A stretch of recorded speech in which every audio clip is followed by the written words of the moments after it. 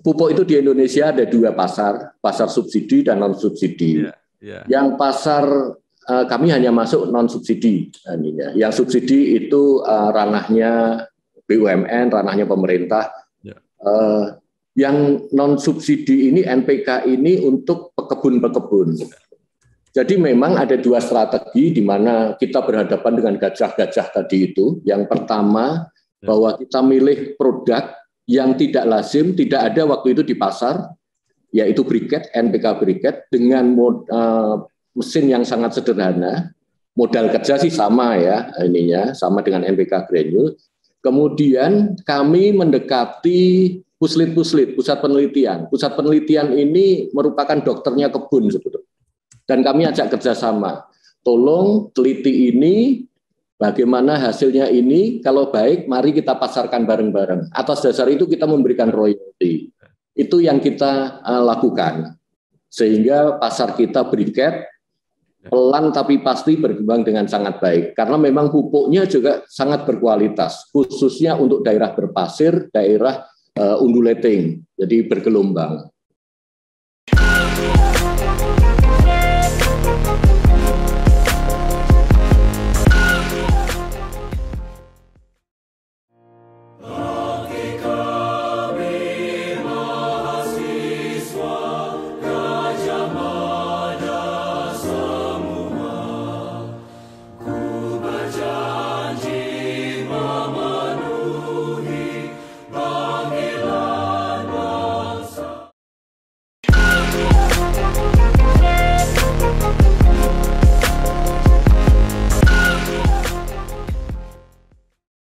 Assalamualaikum warahmatullahi wabarakatuh. Bersama saya Bambang Sadono di kanal Inspirasi untuk Bangsa. Mudah-mudahan kanal ini selalu bisa memberi inspirasi, motivasi, edukasi, informasi, dan syukur bisa membantu mencari solusi. Kami sedang mempersiapkan beberapa video wawancara untuk ikut memberi makna 72 tahun Universitas Gadjah Mada. Saat ini saya sudah bersama dengan salah seorang alumnus, yaitu Bapak Nugroho Hari Hardono. Beliau adalah Komisaris Utama PT Saraswati Anugerah Makmur Terbuka. Apa kabar, Pak? Baik, Pak Bambang Sadono, kabar sehat, kabar semangat. Iya. Jadi manggilnya Pak Hari, Pak ya? Iya, Hari. Kalau di keluarga Hari, kalau di teman-teman kuliah ada yang manggil Don. Pak Hari Don, ya bagus sekali. Pak Nugroho Hari Hardono ini adalah alumni Fakultas Pertanian Universitas Gadjah Mada, lulus pada tahun 1987, menjadi Komisaris Utama PT Saraswati Anugerah Makmur Terbuka sejak 2017, sebelumnya menjadi Direktur Utama. Pak Hari atau Pak Haridon, mungkin Bapak bisa cerita ketika masa-masa kuliah di Fakultas Pertanian UGM sampai lulus tahun 1987. Pak Bambang, saya masuk Fakultas Pertanian Universitas Gadjah Mada tahun 81. Kemudian waktu dulu ada sarjana muda dan sarjana S1 bawah, S1 atas. S1 bawah dilaluin bersama-sama seluruh mahasiswa Fakultas Pertanian kuliah bareng selama 5 semester, mendapatkan ijazah sarjana muda.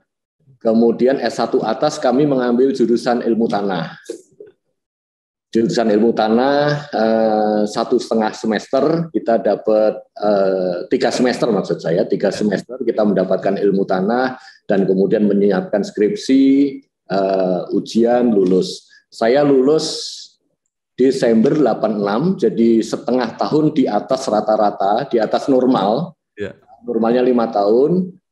Mungkin karena keasikan saya di dalam berorganisasi, tapi yang jelas ini tidak menghilangkan fakta bahwa penelitian saya di lapangan, alat-alat saya terendam air di Telaga Mencugan, di Gunung Kidul, dalam waktu bulan Oktober sampai April, jadi data-data saya pun harus mundur selama 1 semester.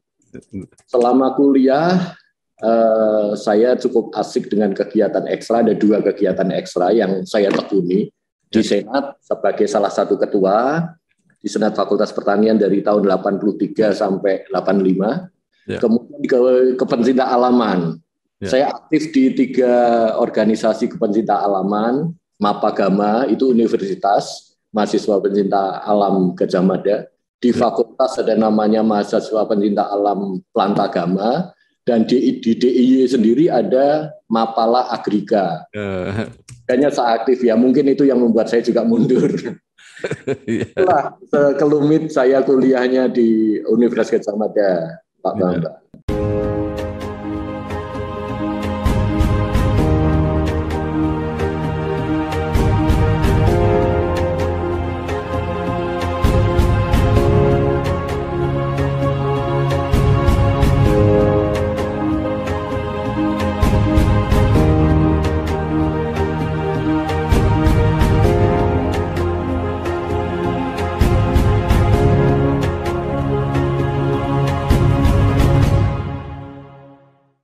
Bapak lulus 1987, ya. Kemudian 1998 mendirikan pabrik pupuk bawah PT Saraswati Anugrah Makmur. Nah, Tenggang itu di mana, Pak? Oh ya, jadi seperti teman-teman yang lain lulus nyari kerja, saya juga sama, lulus nyari kerja. Maret saya mulai cari kerja, dapat cantolan itu bulan Juni, jadi 3-4 bulan menunggu lah. Nah, kebetulan yang nyantol itu ada 3. Saya diajak sebetulnya sebagai pengajar di Universitas Gajah Mada, di Departemen Ilmu Tanah juga, di mata kuliah meteorologi. Saya juga nyantol di Pusat Penelitian Tanah Bogor, dan satu lagi nyantol di perusahaan swasta di Gresik. 3-tiganya saya diterima lah ini. Nggak tahu nasib karena apa pilihan kok ya nggak ngerti saja, pilihan malah yang nomor 3 ini, yang perusahaan swasta di Gresik yang memproduksi pupuk alam, pupuk dolomit. Jadi saya di sana selama 11 tahun. Mulai dari tahun 87, bulan Juli saya masuk. Pinginnya saya di bidang produksi, tapi saya di perusahaan itu dicemplungkan di pemasaran yang menurut saya waktu itu saya sangat tidak suka dengan bagian pemasaran. Tetapi malah dari situlah karir saya mulai. Setahun saya mulai mencintai pemasaran. Dan 11 tahun itu mulai dari yang paling bawah di pasar, sales, keluar masuk kebun dengan ojek, dengan dokar, dengan ini, keluar masuk pakai pulsak. Selama 11 tahun saya keluar di posisi paling tinggi di perusahaan itu. Saya tidak mau disebut direktur, ada jabatan GM. Atas saya sudah pemilik. Saya selama 5 tahun terakhir bertanggung jawab penuh, dimulai dari perencanaan, eksekusi, sampai evaluasi. Jadi 98, pas krisis moneter paling berat-beratnya di Indonesia, saya menyatakan keluar dari perusahaan tersebut.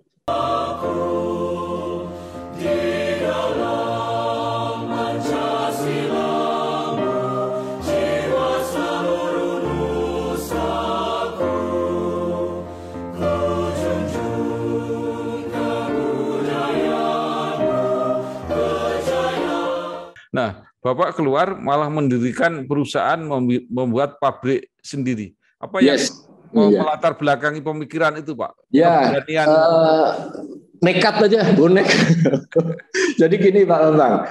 Waktu itu krisis ekonomi Indonesia paling parah.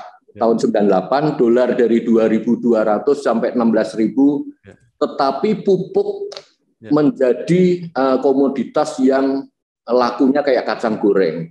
Karena apa? Karena komoditas perkebunan harganya ikut dolar, mereka mendapatkan windfall yang sangat besar, dan kemudian pupuk itu sebisa mungkin kebun-kebun memupuk dengan berlebih, dengan lebih dari dosis yang disarankan. Itulah saat terakhir saya di perusahaan di Gresik itu, saat terakhir memimpin di sana adalah prestasi saya terbaik di selama 5 tahun terakhir saya di GM. Ya. Kenapa saya milih pupuk? Ya karena saya kuliahnya di pertanian, saya ngertinya pupuk, kemudian network saya di dunia pupuk. Cuman pada saat saya keluar, saya menyatakan bahwa selama 10 tahun pertama saya keluar dari perusahaan itu, saya tidak akan bisnis di bidang yang sama, di bidang dolomit. Saya mengambil, ini pupuk NPK. Ya. Jadi ini bukan pupuk kimia, Pak ya? Yang saya kerja di Gresik itu bukan pupuk kimia, pupuk alam, dolomite. Jadi dolomite itu kalsium karbonat, kalsium magnesium bikarbonat. Ya. Yang saya kerja sekarang ini pupuk anorganik, pupuk NPK. Ya. Jadi kalau ini kimia, Pak ya? Kimia yang ini NPK. Nah, awal-awal itu seperti apa, Pak? Kan butuh modal, butuh tenaga kerja, butuh pasar, gimana, Pak? Betul. Saya keluar nggak punya apa-apa, Pak Bambang. Benar-benar nol saya, nggak punya tabungan pun. Kalau untuk hidup seandainya saya gagal hanya 6 bulan cukup untuk hidup berdua dengan istri. Anak saya waktu itu baru lahir 98. Jadi memang kenapa saya milih pupuk? Pertanyaan Pak Bambang tadi ya, satu saya ngertinya pupuk, dunia saya dunia pupuk. Walaupun tadinya pupuk alam, sekarang berubah menjadi NPK yang saya geluti. Tapi mendirikan pupuk NPK itu, apalagi NPK granul yang sekarang kami punya beberapa pabrik, itu tahun itu saja sekitar 30-40 miliar untuk membuat line yang betul. Sekarang di angka 120 miliar satu line ya. Nah, bagaimana mensiasatinya? Saya tidak punya uang, benar-benar tidak punya uang. Ya, kemudian waktu itu ada namanya pupuk PMLT, pupuk majemuk lepas terkendali. Itu bisa dihasilkan dengan mesin yang sangat sederhana. Dan waktu itu pasar, seperti tadi saya sampaikan, pasar pupuk lagi booming karena kebun bagus. Kami memproduksi PMLT itu selama 2 tahun pertama. Tapi saya tahu bahwa PMLT ini tidak secara ilmiah tidak bisa dipertanggungjawabkan lah. Promosinya dan segala macam menurut saya tidak sesuai dengan kaidah-kaidah pupuk yang betul menurut saya. Dalam waktu 2 tahun kami cukup punya ada sedikit uang. Kemudian yang menjadi masterpiece kita adalah pupuk briket. Kita membuat NPK dengan kualitas tidak kalah dengan pupuk granul, tetapi dengan mesin-mesin yang sangat sederhana. Itu kita ciptakan sendiri, briket itu kita temukan sendiri dengan mesin-mesin yang kita bisa pinjam. Itu awal mulanya.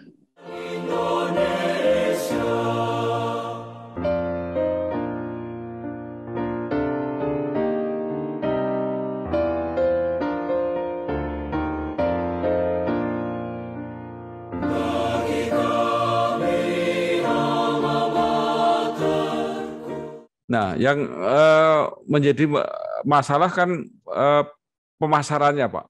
Betul. Kan persaingannya ini dengan pupuk ini kan dikelola oleh BUMN yang kuat. Gimana, Betul. Pak?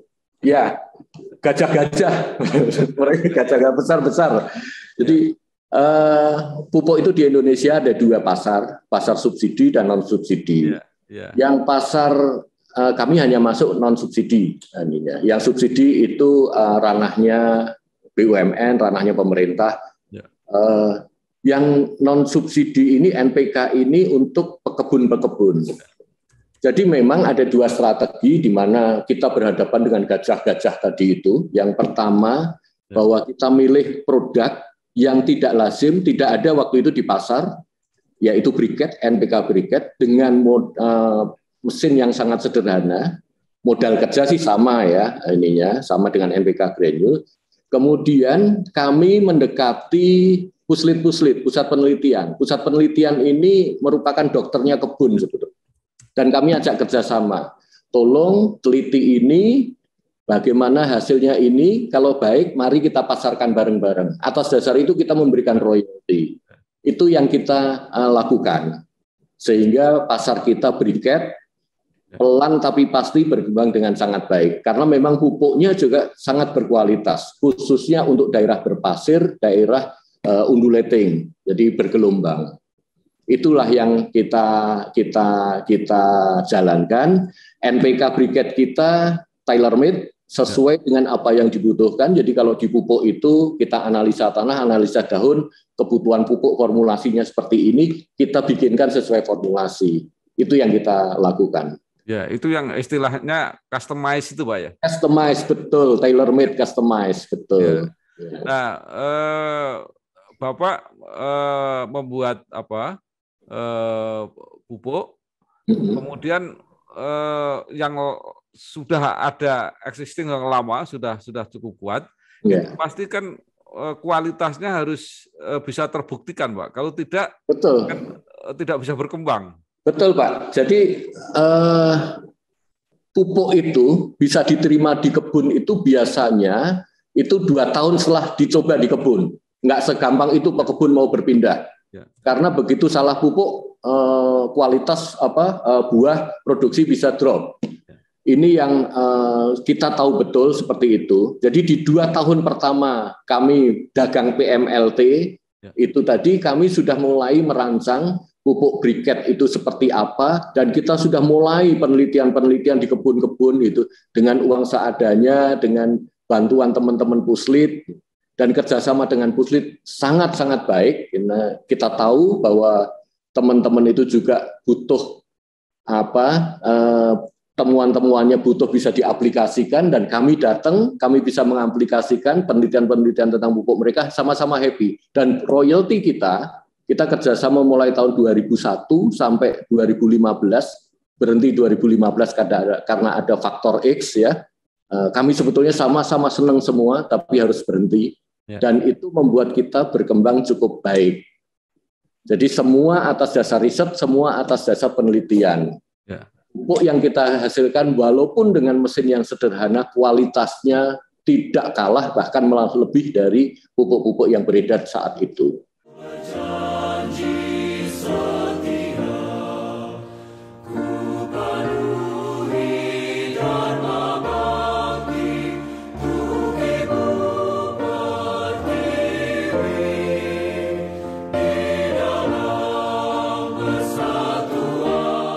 Bapak mulai dengan mesin-mesin sederhana. Sangat sederhana. Jawa Timur, Pak ya? Yes. Ya. Lalu mulai kapan, Pak? Sekarang kalau saya lihat gambar-gambarnya itu kan sudah canggih, Pak. Jadi betul 2009 sampai 2001 kami dengan PMLT, 2000 sampai 2001 sampai dengan sekarang briket kita. Dari briket kita banyak mendapatkan modal lah, banyak mendapatkan uang cukup banyak, dan kami mulai invest di pupuk granul itu sejak tahun 2010. Sudah 11 tahun ini, dan sekarang pabrik kita berjalan dua macam produk. Granul jalan karena memang granul itu pupuk yang umum, semua orang tahu. Sama kalau briket, ini pupuk yang spesifik, pupuk majemuk slow release ini. Ini yang granul itu tablet, Pak ya? Granul itu kecil-kecil kayak granul itu granulasinya sekitar 2 mili 3 mili gitu. Kecil-kecil. Kalau tablet yang PMLT tadi. Tablet besar-besar tadi. Itu sudah banyak ditinggalkan itu. Ininya. Jadi setelah tahun 2010 kita tahu bahwa mengenalkan briket itu tidak gampang, mengenalkan barang baru itu tidak gampang, tetapi juga tren kami naik terus. Yang banyak yang effort untuk pemasarannya tidak begitu susah adalah granul.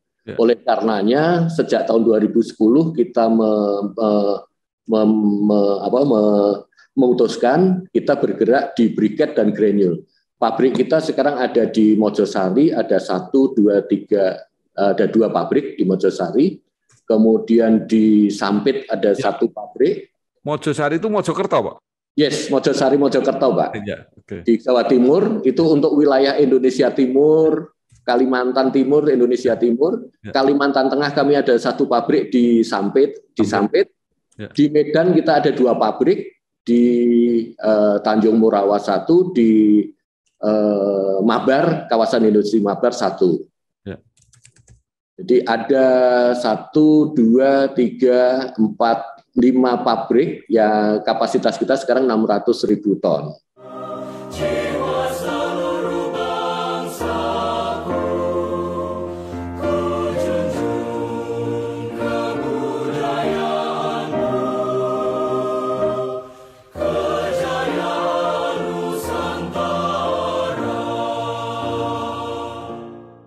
$600.000 ton, Pak ya? Per tahun. Ya. Kalau 600.000 ton itu berapa persen dari market share, Pak, dari pangsa pasar yang ada, Pak? Kalau kita ini, kalau saya menghitung hanya dari pupuk yang digunakan di kebun, khususnya juga kebun sawit. Kebun sawit NPK semacam ini sekitar di 5-6 juta ton sekarang ini. Jadi kami bisa mensuplai sekarang itu di 8-10% dari market share. Nah, selain Saraswati, yang swasta ada lagi nggak, Pak? Di swasta, kalau nggak salah ini, karena saya juga data terakhir, kami produsen NPK swasta nomor 2 di Indonesia. Nomor 1 adalah Wilmar. Itu di 1 juta ton kira-kira. Nah, lain-lain masih ada beberapa, tetapi di kapasitas produksi antara 100 sampai 300.000, mungkin ada 5 pabrik lagi. Jadi melayani perkebunan khususnya sawit, Pak ya? 90% yang kita layani sawit, di luar itu ada tebu juga kita layani, ada karet, ada kopi, ada kakao. Tapi 90% kita pasar kita adalah perkebunan sawit. Saya sudah berbicara dengan banyak pengelola sawit, baik swasta maupun yang dari BUMN, dari TPN Holding itu, rata-rata mengatakan bahwa tanaman sawit itu memang tergantung pada pupuk. Iya. Jadi sangat tergantung, ketergantungannya sangat tinggi. Itu gimana, Pak, ceritanya? Ya, memang betul. Jadi sawit itu kalau nggak kebetulan kami juga ada kebun sawit, ada beberapa kebun. Kalau nggak dipupuk NPK yang anorganik ini, ya hasilnya bisa drop. Dalam 2 tahun, tadinya bisa 22 ton per hektar, bisa di bawah 13 ton per hektar.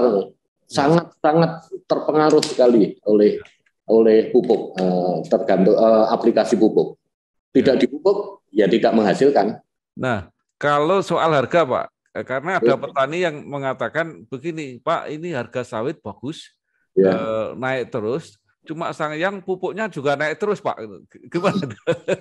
Ini betul. Komoditas pupuk ini juga lagi kita juga sakit, agak pusing juga, terutama ureanya. Ureanya itu yang biasanya pasar Rp5.000 ya, kalau kita rupiahkan, sekarang di angka Rp9.000-an, hampir naik 2 kali lipat. KCL juga naik. KCL naik 10-20%. Yang fosfat ada sedikit kenaikan, tapi enggak. Memang harganya naik, bahan baku semuanya. Kalau kelengkapan misalnya 1 paket untuk sawit itu produk Bapak NPK itu berapa persen, Pak, komposisi untuk untuk tanaman itu? Jadi pupuk ini tergantung dari lokasi. Jadi kita ini memang pupuknya spesifik tempat.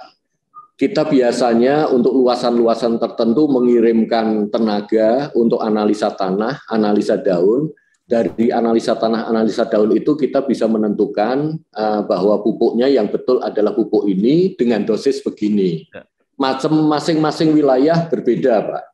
Ini. Tapi secara umum biasanya sawit itu N-nya sekitar antara 12 sampai 15, P-nya antara 10 sampai 12, K-nya yang tinggi KCL-nya itu antara 17 sampai 26. Nah, tergantung di mana, tergantung seperti apa kenampakan hasil analisanya. Nah, artinya pupuk Bapak itu sudah 1 paket ya, tidak sudah perlu 1 paket lagi, tidak perlu Ya, sudah satu paket. Jadi memang tahun 98 ketika saya keluar dulu, Pak, itu saya sudah kebayang bahwa NPK ini suatu saat nanti akan booming di Indonesia. Karena apa? Karena kita melihat bahwa kebun itu makin lama akan jauh dari kota.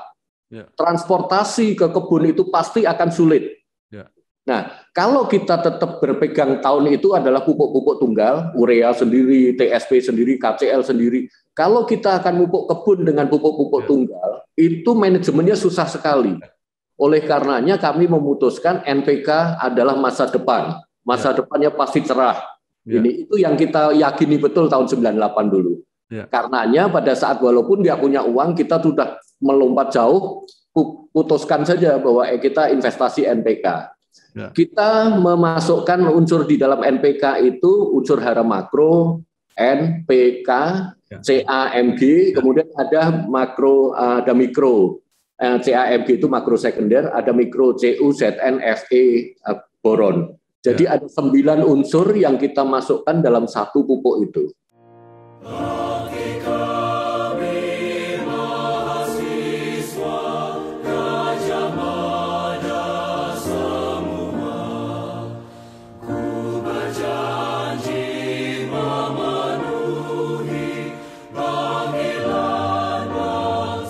Jadi Bapak ini mencampur ya kalau gitu. Jadi baik, kemudian ureanya mungkin mengambil dari pupuk BUMN misalnya seperti itu Pak ya, betul ya? Betul. Jadi bahan baku kita itu urea. Urea kita cairkan dulu. Kemudian setelah kita cairkan rock fosfat atau triple super fosfat tergantung formulasi yang kita butuhkan, ditembak dengan urea cair tadi. Kita reaksikan, kemudian KCL kita masukkan, itu makronya. Sambil jalan kita masukkan juga di dalam mixing itu mikro sekunder, pupuk makro sekunder dan pupuk mikro. Itu yang terjadi setelah itu jalan kita granul kembali. Jadi kita coating supaya tidak lengket satu sama lain. Kita perlu coating gitu. Jadi Bapak tidak berhubungan langsung dengan bahan baku yang berupa gas gitu tidak Pak ya? Belum Pak, belum Pak. Itu masih ranahnya BUMN. Kami beli kalau urea, jadi bahan baku kita urea dari dalam negeri 40%, 60% itu import Pak. Jadi karena kita tidak ada bahan baku KCL, tidak ada bahan baku rock fosfat, kita mendatangkan KCL dari Belarus, dari Kanada, dari Laos, dari mana itu. Makanya kami ini di dalam strategi pembuatan pabriknya kecil-kecil tetapi di banyak tempat.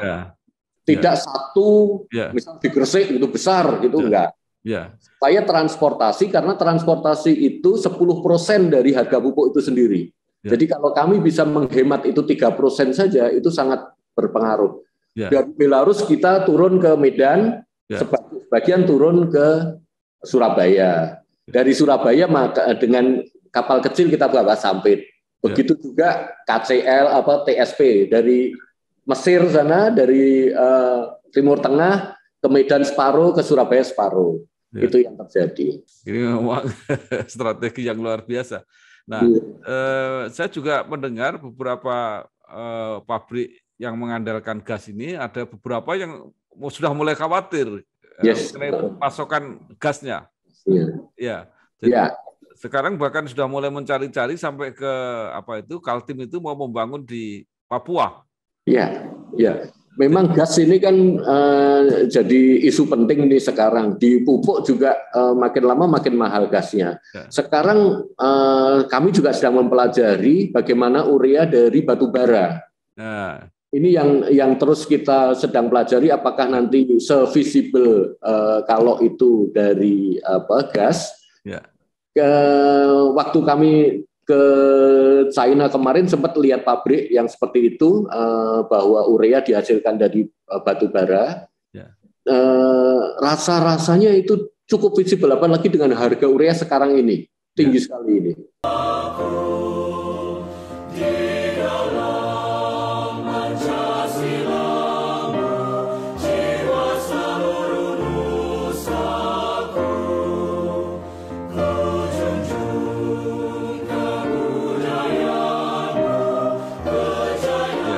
Itu saya sudah bicara dengan salah seorang komisaris PT Pupuk Kucang, Ibu Inten. Oh ya. Ya, itu beliau mengatakan ke depan memang itu yang harus dikembangkan. Ya, ya betul, betul. Ya, kami divisi R&D kami juga sedang menggodok ini terus seperti apa ininya. Memang ini investasi yang cukup besar, perkiraannya antara 2 sampai 3 triliun untuk itu. Jadi kami sangat harus hati-hati kalau masalah urea dari batu bara ini. Pak Hari, kalau melihat ini ya trennya. Dan perkebunan terutama bidang Bapak sawit itu yang berkembang terus. Saya sudah tanya ke banyak ada anggota DPR, ada macam-macam itu. Mereka mengatakan kelihatannya untuk memperluas lahan itu tidak pilihan. Jadi intensifikasi pilihannya itu. Jadi dalam lahan yang sama hasilnya harus lebih banyak. Nah itu kan berarti masa depan pupuk luar biasa, Pak. Iya, betul Pak. Sekarang membangun kebun di samping pemerintah juga banyak ini aturan-aturan yang nggak semudah yang dulu-dulu ya.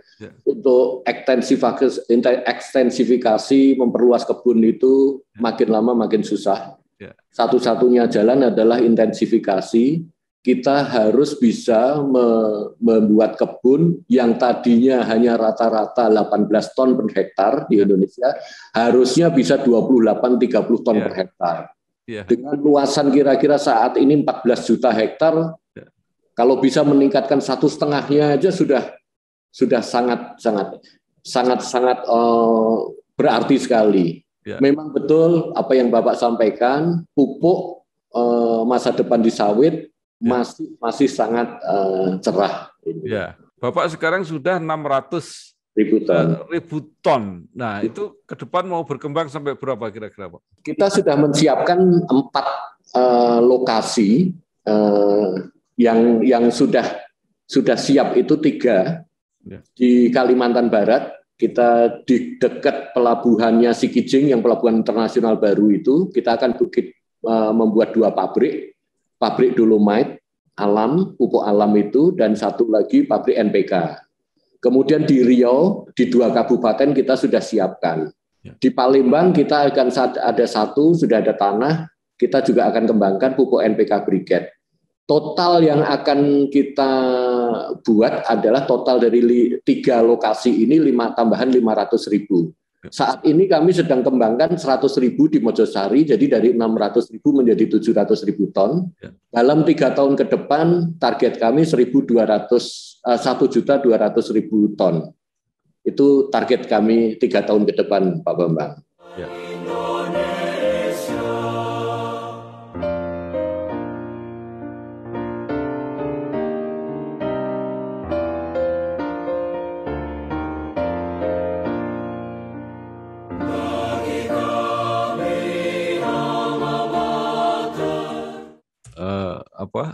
Luar biasa saya kira ini, Pak. Satu inspirasi yang luar biasa. Biasanya kalau lulusan perguruan tinggi itu jarang yang berani terjun di wira swasta seperti Bapak. Kenapa itu, Pak? Saya juga pernah punya cita-cita, Pak Bambang. Jadi waktu saya jadi GM itu hanya kepikiran. Saya merencanakan, saya mengevaluasi, saya mengevaluasi. Kalau seandainya saya gagal, saya pasti dipecat. Saya pasti akan mencari pekerjaan baru. Sementara kalau saya sukses, hanya ucapan terima kasih. Dan saya kenapa nggak saya sendiri, mulai sendiri gitu, coba mulai berusaha sendiri dan bonek saja saya jalankan dari kecil, dari tidak punya apa-apa, sekarang total dari kita semua mungkin di 4.000, 5.000 tenaga kerja. Waduh. Selain pupuk, kami juga ada 5 divisi sekarang, Pak Bambang, ini. Divisi pupuk, yang ini yang masih paling besar. Kemudian yang kedua divisi laboratorium. Laboratorium keamanan pangan, mungkin Bapak sudah pernah dengar kalau Saraswati Indogenetek di Bogor, dan ada beberapa laboratorium lain. laboratorium keamanan pangan ini sekarang terbesar di Indonesia untuk swasta dari jumlah kemampuan analisa. Kemudian divisi ketiga adalah perkebunan. Kami ada perkebunan, beberapa kebun sawit di Kalimantan Timur, di Kalimantan Barat, di Sumatera Selatan, dan beberapa aneka tanaman, satu kebun di Jawa. Kemudian divisi properti, ada beberapa gedung, ada beberapa perumahan. Kalau Bapak ke Jogja, Alana Hotel itu yang depan Hyatt itu kami, Insight Melia kami, Alana Surabaya kami. Itu di Solo juga ada Alana bukan, Pak? Ya? Bukan, Alana itu mereknya Aston. Yang manage, karena kami terus terang tidak punya pengalaman memanage, dimanage oleh Aston. Yeah. Yang di Jogja ada yang dimanage oleh Melia, bintang 4 disebut Insight Melia. Yeah. Jadi hanya Alana Surabaya dan Alana Jogja yang merupakan satu grup kami. Setelah properti ada divisi lain-lain, ini fungsinya mensupport dari perusahaan-perusahaan yang ada. Total yang sekarang sudah aktif berjalan dengan baik ada 30 perusahaan dan total karyawan di atas 4.000. Ya, puji Tuhan, syukur alhamdulillah bisa berjalan dengan baik semuanya. Masa pandemi ini pun kami tetap growth. Jadi memang di properti kami tetapi masih growth juga properti, masih biru juga. Luar biasa, perkebunan sawit justru pandemi ini malah naik. Jadi, harga kemarin sempat 14.900, sekarang agak turun 14.200, ya, tapi masih sangat bagus itu. Ya.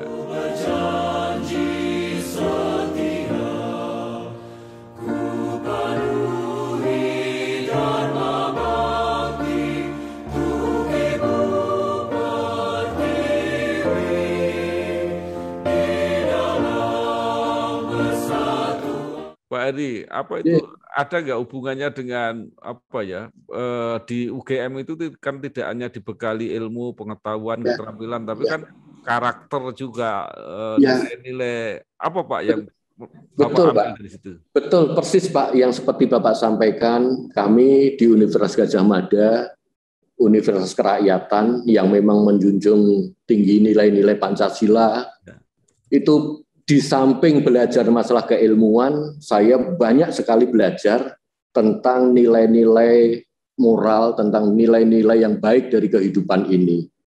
Banyak contoh-contoh dari senior-senior kami, di senior-senior di fakultas, di universitas yang bisa jadikan contoh tentang nilai-nilai yang baik dalam kehidupan ini. Memang sih ada 1-2 dosen petinggi kita yang sebaiknya ya tidak dicontoh, tetapi sebagian besar memberikan contoh yang baik.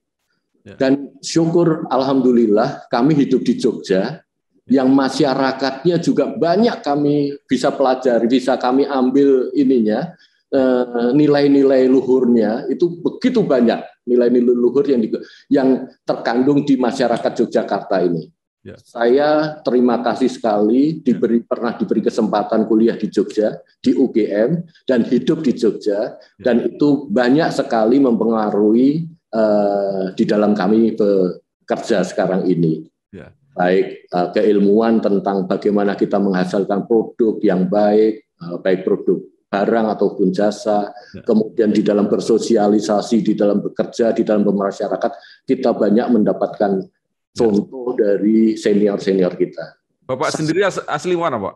Saya Ambarawa, dekat Pak Bambang. Iya. Tapi saya sejak 87 saya sudah di Surabaya, Pak. Jadi Jawa Tengah sudah nggak diakui, Jawa Timur saya juga sudah masih belum bisa Jawa Timur. Baik, terakhir Pak, mungkin ada yang ingin Bapak sampaikan, harapan atau mungkin saran baik kepada alma mater UGM maupun kepada mahasiswa, pada alumni terutama yang memberi semangat untuk masuk dunia bisnis menjadi wira swasta itu, Pak. Bapak Ibu Sivitas Akademika Universitas Gadjah Mada, teman-teman alumni, mari kita pertahankan, kita wujudkan selalu, kita kembangkan jati diri Universitas Gadjah Mada yang begitu luhur nilai-nilainya, kemudian juga kita wujudkan, kita kembangkan Universitas Gadjah Mada sebagai pendukung Pancasila dengan cara selalu mengedepankan nurani dan akal sehat. Itu yang pertama. Yang kedua, kalau mau berwirausaha, tidak ada yang mudah di dalam berusaha, tetapi tidak ada juga yang mustahil. Tetap sehat, tetap semangat. Itu saja Pak Bambang. Tidak ada yang mustahil, luar biasa. Tidak ada yang mustahil Pak Bambang, tapi juga di dalam berusaha tidak ada yang mudah. Yeah. Perjuangan, kerja keras, kemudian pantang menyerah, dan yang terakhir harus selalu berdoa kepada Tuhan Yang Maha Esa. Baik, terima kasih sekali Bapak Nugroho Harihardono, Komisaris Utama PT Saraswati Anugrah Makmur Terbuka, yang bukan saja memberi informasi dan pengetahuan, tapi saya kira memberi semangat dan inspirasi, karena benar-benar dicontohkan bagaimana merintis usaha dari bawah, tapi membidik peluang, memprediksi peluang yang luar biasa, dan akhirnya sangat sukses, ya, bukan hanya sukses, tapi saya lihat sangat sukses. Baik, terima kasih Pak. Mudah-mudahan berjalan terus, sukses usahanya dan bermanfaat untuk orang banyak. Matur sembah nuwun Pak Bambang, ya. Tetap sehat, tetap semangat Pak. Matur nuwun. Wassalamualaikum warahmatullahi wabarakatuh. Waalaikumsalam warahmatullahi wabarakatuh.